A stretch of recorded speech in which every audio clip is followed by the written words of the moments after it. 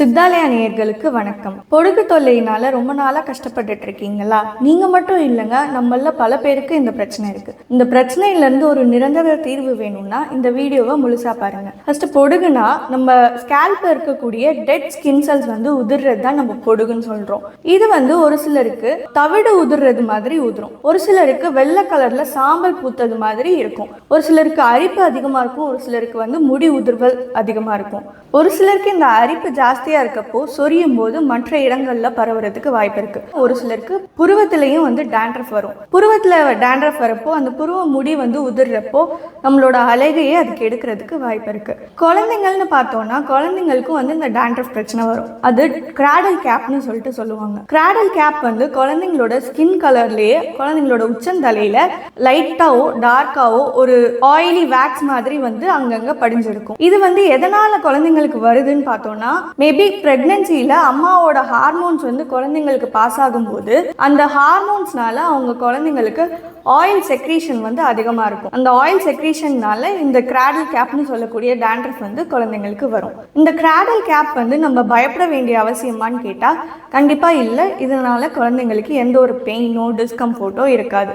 இது தலையில் மட்டும்தான் வருமானு கேட்டிங்கன்னா இல்லை, இது டயப்பர் ஏரியாஸ் அந்த மாதிரி மற்ற இடங்கள்லையும் வரும்.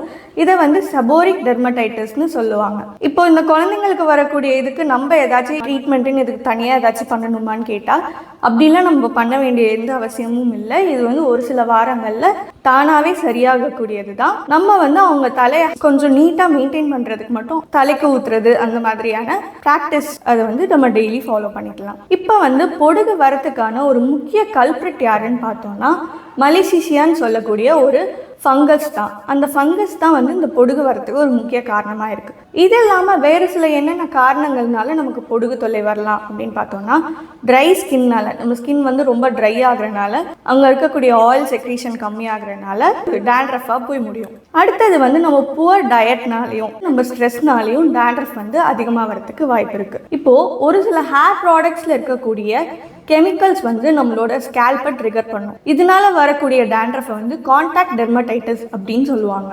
இப்போ டேண்ட்ரஃப் வரத்துக்கு வேறு சில ரீசன்ஸ்ன்னு எடுத்துக்கிட்டோன்னா, ஒரு சிலர் 10 நாளைக்கு ஒரு வாட்டி, மாதத்தில் 2 வாட்டி தான் ஹேர் வாஷே பண்ணுவாங்க.